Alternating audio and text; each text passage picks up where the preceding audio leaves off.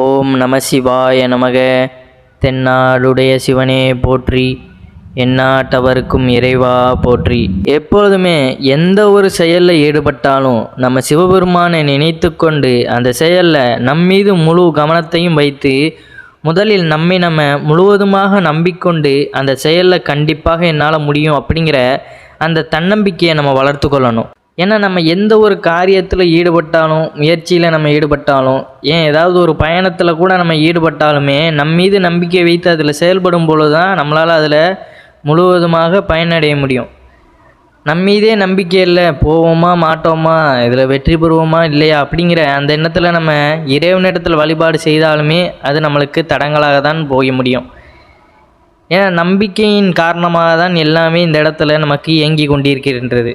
ஏன்னா நம்ம மற்றவர்களை நம்பலனாலும் நம்மீது அந்த நம்பிக்கையை நம்ம செலுத்தி இந்த வாழ்க்கையில் பயணிக்கும் பொழுது தான் அதில் நமக்கு வெற்றி காண முடியும். எனக்கு யாருமே இல்லை இந்த உலகத்தில், நான் யாரையுமே நம்ப முடியலை, நம்புகிறவர்கள் எல்லாருமே எனக்கு துரோகம் செய்கிறார்கள். ஒரு கட்டத்தில் அவர்கள் நம்பினாலும் நான் முழுமையாக அவர்கள் மீது அந்த நம்பிக்கையின் காரணமாக நான் அவர்களுக்கு எல்லாம் செய்தாலும் ஆனாலும் அவர்கள் எனக்கு துரோகம் தான் செய்கிறாங்க அப்படிங்கிற அந்த எண்ணத்திற்கு நம்ம முழுவதுமாக நொந்து போய் இருக்கும்பொழுது தான் நம்ம சிவத்தை முழுமையாக உணர ஆரம்பிப்போம். ஏன்னா சில நேரங்களில் நம்ம மனிதர்களை உணராத பட்சத்தில் நம்ம சிவத்தை உணரும் பொழுது தான் நம்மளுடைய வாழ்க்கையானது நம்மளுக்கு புரிய ஆரம்பிக்கும். அப்போ உங்கள் மீதும் அந்த நம்பிக்கை இருக்கணும், சிவபெருமான் மீதும் நீங்கள் அந்த நம்பிக்கையை செலுத்தி கொண்டு உங்கள் வாழ்க்கையில் நீங்கள் பயணிக்கும் பொழுது அந்த பயணமே உங்களுக்கு இனிமையாக இருக்கும். நிறைய ஏமாற்றங்களை நம்ம சந்திச்சிருப்போம். நிறைய பேரை பார்த்து அவர்கள் மீது அந்த நம்பிக்கையை வைத்து கொண்டு நம்ம ஏமாந்து போயிருப்போம். அதெல்லாம் ஒரு வழியில் நம்ம ஒரு பாடமாக எடுத்துக்கொள்ளணும். அதற்காக வருந்தி கொண்டுலாம் இருக்கக்கூடாது. ஏன்னா ஒன்று இழந்தால் ஒன்று திரும்ப நம்மளுக்கு கிடைக்கத்தான் செய்யும். அது இறைவன் நமக்காக வகுத்த ஒரு வழி தான்.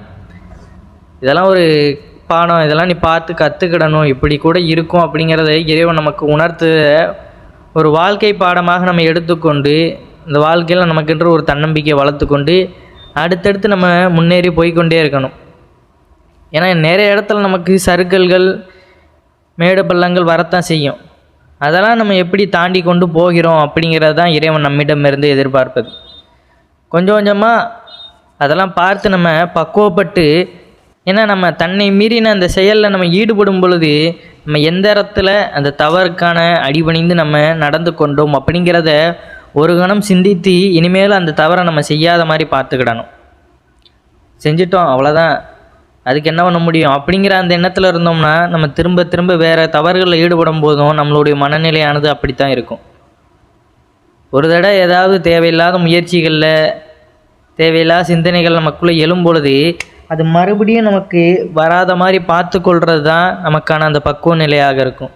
எது நடந்தாலும் பார்த்துக்கலாம் அப்படின்ட்டு நம்ம பாட்டுக்கு நிறைய செயல்களில் நம்ம ஈடுபடக்கூடாது. நல்ல செயல்களில் மட்டும்தான் அதில் நம்ம முயற்சி பண்ணி வெற்றியோ தோல்வியோ இறைவனோட கையில் தான் இருக்குது, நம்ம முயற்சி பண்ணிக்கிட்டே இருக்கணும் அப்படிங்கிற அந்த எண்ணத்தை நமக்குள்ளே வளர்த்துக்கொள்ளணும். அதற்காக நல்லது கெட்டது எல்லாத்தையுமே நம்ம எது நடந்தாலும் பார்த்துக்கலாம், நம்ம பாட்டு பண்ணிக்கிட்டே இருப்போம் அப்படின்னா அதில் நம்மளுக்கு கர்ம வினைகள் தான் சேர்ந்துக்கிட்டே போகும். நல்லவை நமக்கு புண்ணியத்தை தேடி தந்தாலும் தீயவை எப்பொழுதுமே நமக்கு கர்ம வினைகளை, நம்மளுடைய வாழ்க்கை கஷ்டத்தை தான் நமக்கு மேலும் மேலும் உயர்த்தி கொண்டே போகும்.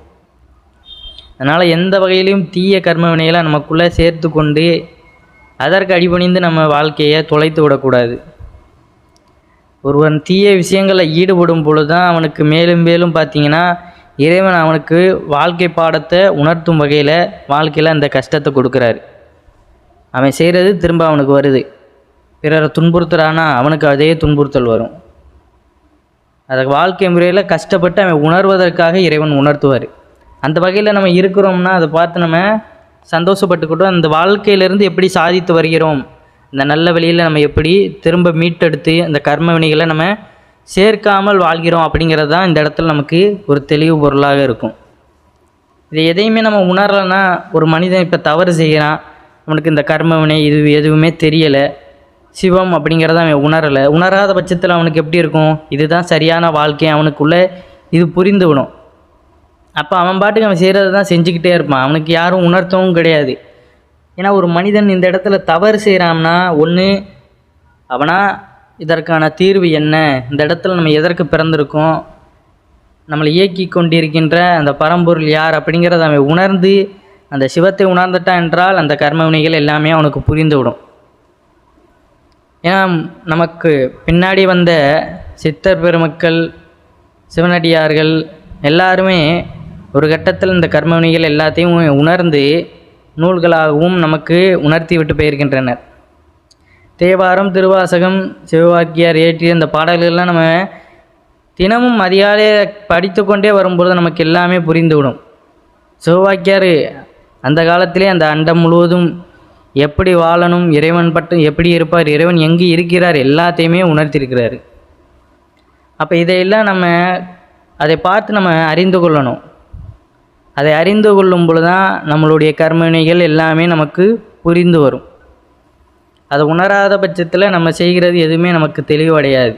ஏதோ நம்ம பாட்டுக்கு நம்ம செயலில் ஈடுபட்டு கொண்டு இருக்கிறோம், மற்றவர்களை பார்த்து நம்ம வாழ்ந்து கொண்டிருப்போம், அவ்வளோதான். மற்றவர்கள் செய்வதையே நம்மளுடைய வேதவாக்காக நினைத்து கொண்டு வாழ்ந்து கொண்டிருப்போம். இப்போ ஒரு மனிதன் இப்போ ஒரு பயணம் பண்ணுறோம்னா, ஒரு மனிதன் நம்ம பக்கத்தில் அமர்ந்திருக்கிறாரு அப்படிங்கிற பட்சத்தில் நம்மளுக்கு அந்த நம்பிக்கை இருந்தால் மட்டும்தான், இவர் நல்லவர் அப்படிங்கிற அந்த நம்பிக்கை நமக்கு இருந்தால் மட்டும்தான் அந்த பயணமானது நமக்கு நிம்மதியாக இருக்கும்.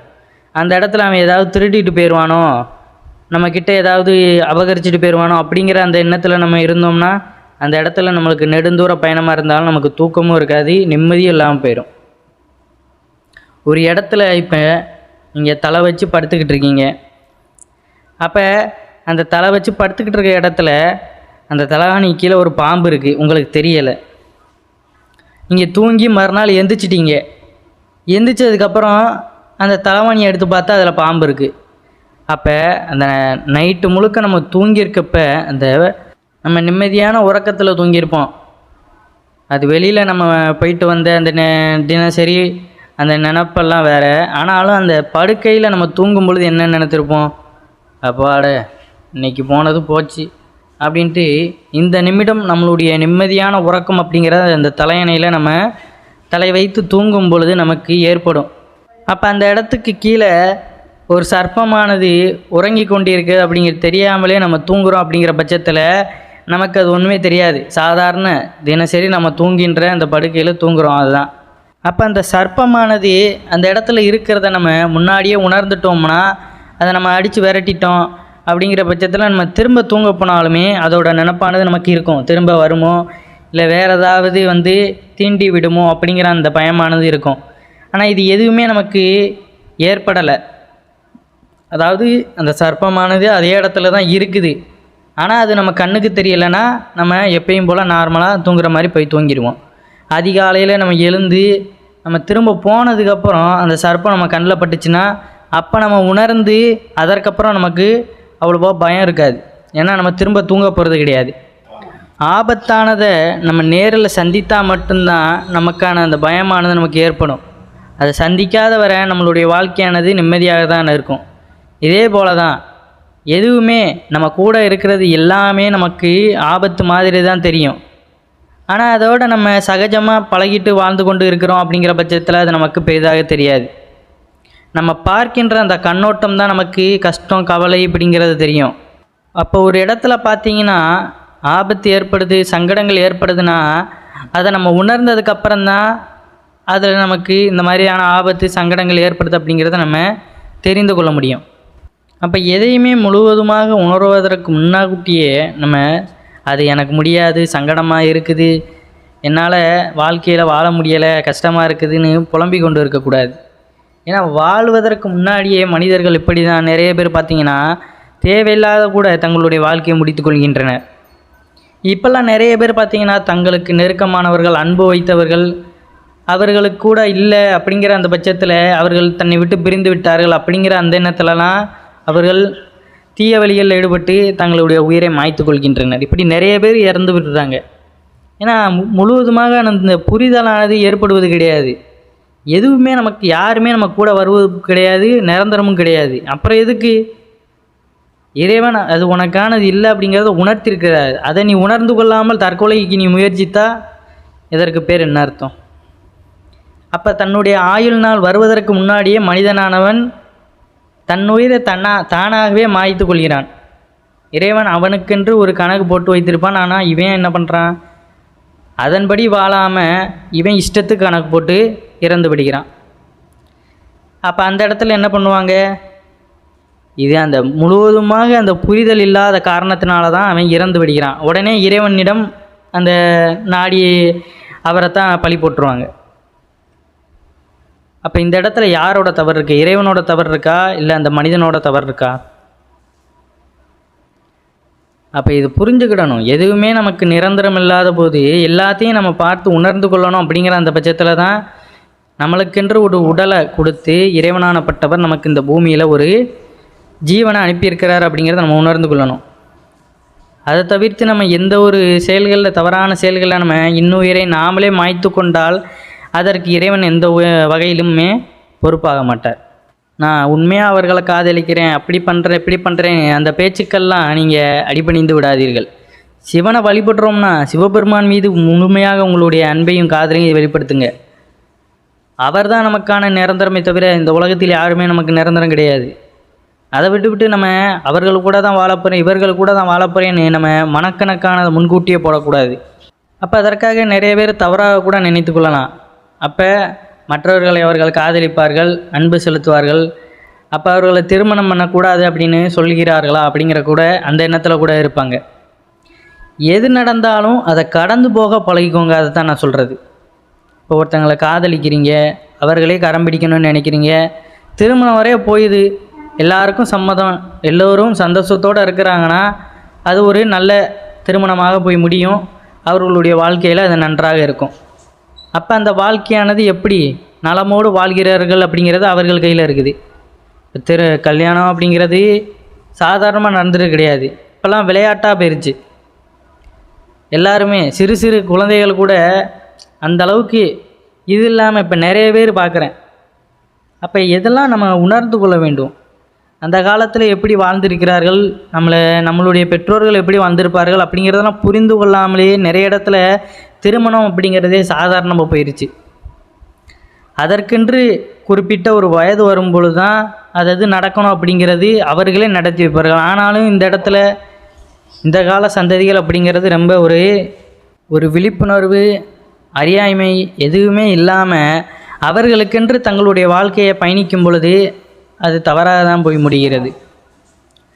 அவர்களுக்கென்று வாழ்க்கை அப்படிங்கிறது அவரவர் விருப்பம்தான். ஆனால் அந்த வாழ்க்கை சரியாக தவறா அப்படிங்கிறது தான் அவர்களால் முடிவெடுக்க முடியலை. நிறைய பேர் சிறு வயதிலே போதைக்கு அடிமைப்பட்டு இல்லைன்னா தேவையில்லாத விஷயங்களை ஈடுபட்டு நிறைய கெட்டு போய் கொண்டு தான் இருக்கின்றனர். அப்போ ஒரு புரிதலானதை எப்பொழுதுமே ஏற்படுத்தி கொள்ளணும். இந்த பூமியில் பிறந்திருக்கோம் அப்படின்னாலே அதற்கு பின்னால் உள்ள நிறைய விஷயங்களை நம்ம உணர்ந்து கொள்ளணும். சிவனே கதியென வாழ்வதற்கு எல்லாராலும் முடியாது. ஏன்னா அவரை பற்றி முழுமையாக அந்த உணர்தல் அப்படிங்கிறது நமக்கு இருந்தால் மட்டும்தான் அவருடைய தேடலானது நமக்கு முழுவதுமாக கிடைக்கும். அரையும் குறையுமா இருந்தால் கூட நம்மளுக்கு ஏதோ ஒரு வகையில் அவரை பற்றின ஒரு சிந்தையானது நமக்கு ஏற்பட்டு கொண்டே இருக்கும். எப்படியாவது அவரை உணர்ந்து விடணும் அப்படிங்கிற அந்த எண்ணத்தில் நம்ம வாழ்க்கை பயணத்தை மேற்கொண்டு கொண்டே அவரை பற்றின அந்த சிந்தையை நமக்குள்ளே ஏற்படுத்தி கொள்வோம். இது நம்மளுக்கு ஒரு புரிதல் மாதிரி இருக்கும். ஆனால் மகா தெளிவு அப்படிங்கிறத நம்ம அடைவது அப்படிங்கிறது அவர் பாதையில் நம்ம போனால் மட்டும்தான் அது அடைய முடியும். இது எல்லாருக்கும் கிடைச்சிருச்சா அப்படின்னு கேட்டிங்கன்னா கண்டிப்பாக கிடையாது. நம்ம வாழ்கின்ற அந்த வாழ்க்கையும் வாழ்ந்து கொண்டு இறைவனை பற்றின அந்த சிந்தையை நமக்குள்ளே ஏற்படுத்தி கொண்டு நம்ம வாழ்ந்து கொண்டு இருக்கின்றோம். இப்படியாவது கொஞ்சமாவது சிவப்பத்தின அந்த உணர்வானதை நம்ம ஏற்படுத்தி கொண்டால் தான் வாழ்க்கையை பற்றி அவர் கொஞ்சமாவது நமக்கு புரிய வைப்பார். சிவபக்தர்களாக நம்ம இருக்கின்றோம் அப்படிங்கிற பட்சத்தில் நமக்கு எந்த ஒரு ஆணவமோ ஆசையும் தற்பெருமையும் எதுவுமே இருக்காது. இறக்க குணம் அப்படிங்கிறது மட்டும்தான் நம்மிடம் அதிகமாக இருக்கும். மற்றவர்களுக்கு உதவி செய்யணும், நம்மளால் முடிந்தது ஏதோ சாப்பாடு வாங்கி கொடுக்க முடியுமா, இல்லை அவர்களுடைய வாழ்க்கை தரத்தில் ஏதாவது ஒரு உதவி செய்ய முடியுமா, அவர்களுடைய கஷ்டத்தை நம்ம போக்க முடியுமா, இதுதான். ஏன்னா அவர்கள் பட்ட அந்த கர்ம வினைகளை, அவர்கள் சந்திக்கின்ற அந்த கர்ம வினைகளை கொஞ்சமாவது நம்ம பங்கெடுத்து கொண்டு அவர்களுக்கென்று போக்குவதற்கு வழிவகை செய்வது தான். இப்படி தான் வாழ்கின்றது உண்மையான நம்மளுக்கான அந்த வாழ்க்கையாக இருக்கும். பிற மனிதனை பார்த்து இறக்கப்பட்டு அவனுக்கு தேவையான சேவைகளை செய்து கொண்டு எப்படி செய்வது, அந்த இறைவனுக்கே நம்ம உளவார பணி செய்வதற்கான அர்த்தமாக இருக்கும். இதை நம்ம உணர்ந்து கொண்டு செயல்படணும். அப்போ இதை புரியாத பட்சத்தில் நம்மிடம் உள்ளவர்களுக்கு கொஞ்சமாவது அந்த புரிதலை நம்ம ஏற்படுத்தலாம். இந்த பாதையில் போகாத, தவறான பாதையில் போகின்ற நம்மளுடைய நண்பர்களாக இருக்கட்டும், இல்லை உறவினர்கள் யாராக இருக்கட்டும். ஏன்னா அவர்களை திருத்துவது நம்மளால் தான் முடியும். ஏன்னா அவர்கள் நம்ம கூட பழகுறாங்க அப்படிங்கிற பட்சத்தில் நம்மளால் முடிந்தளவு சொல்லி பார்க்கலாம். ஒரு கட்டத்தில் அவர்களுக்கு அது பட்டாதான் திருந்தோம் அப்படின்னா அது நம்மளால் எதுவும் பண்ண முடியாது. ஏன்னா சில பேர் பார்த்திங்கன்னா சொன்னால் அன்பாக சொன்னால் புரிஞ்சுக்கிடுவாங்க. அப்படி உள்ளவர்களை நம்ம திருத்தி விடலாம்.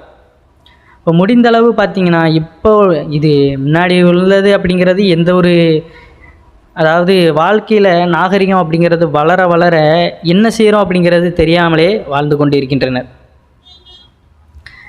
அப்போ முதல்ல பார்த்திங்கன்னா நம்ம புரிந்து கொண்டோம் சிவபெருமான் அப்படிங்கிறத நம்ம புரிந்து கொண்டோம் அப்படிங்கிற பட்சத்தில் நாம் உணர்ந்து செயல்படும் பொழுது மற்றவர்களுக்கும் அதை எப்படியாவது நம்ம உணர்த்திட்டோம் அப்படிங்கிற பட்சத்தில் அது நமக்கு ஒரு நன்மையாக தான் வந்து சேர்ந்து விடும். ஆனால் முடிந்த அளவுக்கு எப்பொழுதுமே வாழ்க்கையை பற்றின அந்த புரிதலை உங்களுக்குள்ளே ஏற்படுத்தி கொண்டு வாழுங்கள். பிறர்கள் தவறு செய்கிறாங்க அப்படிங்கிற பட்சத்தில் அதை பார்த்து நாமளும் அடிமையாகி தவறுகளை நம்ம செய்ய வேண்டாம். இப்போ வாழ்க்கை வாழும் பொழுது வாழ்க்கையோட புரிதலும் இருக்கணும். இறைவன் எப்படி இருப்பார், அந்த சிவமானது எப்பேற்பட்டவர் அப்படிங்கிறத நம்ம உணர்ந்து செயல்படணும். நிறைய விதத்தில் நமக்கு உணர்த்தும் வகையில் நிறைய விஷயங்கள் நமக்கு நடக்கத்தான் செய்யும். அப்போ இந்த விஷயமானது எதற்கு நடக்கு அப்படிங்கிறத ஒரு நிமிடம் ஒரு கணம் நம்ம சிந்தித்து அந்த விஷயத்தின் மீது கவனம் செலுத்தி அதை பற்றின ஒரு சிந்தையை நமக்குள்ளே ஏதாவது ஒரு வகையில் எதற்கு நடக்குது அப்படிங்கிறத நம்ம புரிந்து கொண்டோம் என்றால் நம்ம சிவத்தை உணர ஆரம்பித்து விடுவோம். அதை உணராத பட்சத்தில் ஏதோ நடக்குது, நம்மளும் பயணித்து கொண்டே இருக்கோம் அப்படிங்கிற அந்த எண்ணத்தை நம்ம ஏற்படுத்தி கொண்டு இருந்தோம் என்றால் அது நமக்கு விளங்காது. இப்போ ஒரு இடத்துக்கு பயணம் பண்ணுறோம்னா அந்த இடம் வரும்பொழுது நம்ம தெளிவாக இறங்கன்னா அந்த கவனம் முழுவதுமே நம்மளுக்கு அந்த பயணத்தில் இருந்தால் மட்டும்தான் சரியான இடம் வரும்பொழுது நம்மளால் இறங்க முடியும். அந்த கவனமின்மை காரணமாக நம்ம ஏதோ ஒரு எண்ணத்தில் இருக்கோம் அப்படிங்கிற பட்சத்தில் நமக்கு அந்த பயணமானது நம்ம அதை தாண்டி போய்விடுவோம். அப்போ சிந்தையை எப்பொழுதுமே தெளிவாக வைத்துக்கொள்ளுங்கள். ஒரு விஷயத்தில் ஈடுபட்டாலும் சரி, எங்கே போனாலும் சரி, சிந்தையை நம்ம தெளிவாக வைத்துக்கொள்ளும் பொழுது தான் அந்த இடத்துல நம்ம முழுவதுமாக அந்த பயனானதை நம்ம அடைய முடியும். ஏதோ நடக்குது, ஏதோ நம்ம பண்ணுறோம் அப்படிங்கிற அந்த எண்ணத்தில் இருந்தோம்னா நமக்கு அது ஏதோ ஒரு மாதிரி தான் இருக்கும். இறைவனை வழிபடுறோம் அப்படிங்கிற பட்சத்தில் நம்ம முழுவதுமாக அவரை பற்றின புரிதலை எப்பொழுதுமே நமக்குள்ளே சொல்லிக்கொண்டு உணர்த்தி கொண்டு வாழும் பொழுது தான் அதில் முழுவதுமாக நமக்கு ஒரு புரிதலானது ஏற்படும். சிவபெருமானை உணர்ந்து அவரோடையே கலந்து அவரை பற்றின அந்த சிந்தையை நமக்குள்ளே அனுதினமும் அவரை வழிபாடு செய்து அவரோட அந்த பக்தியை நம்ம ஏற்படுத்தி கொள்ளும் பொழுது தான் அதில் நமக்கு முழு தெளிவானது நமக்கு ஏற்படும். அப்படிங்கிறதுல எந்த ஒரு மாற்று கருத்தும் கிடையாது. சிவத்தை உணருங்க, உங்களோட வாழ்க்கை எல்லாத்தையுமே அவர் புரிய வைத்து விடுவார். உங்களுடைய நண்பர்களுக்கும் இந்த பதிவானதை பகிர்ந்து கொள்ளுங்கள். நம்ம சிவன் கோயில் சேனலை சப்ஸ்கிரைப் பண்ணி வச்சுக்கோங்க. நன்றி, வணக்கம். ஓம் நம சிவாய நமக.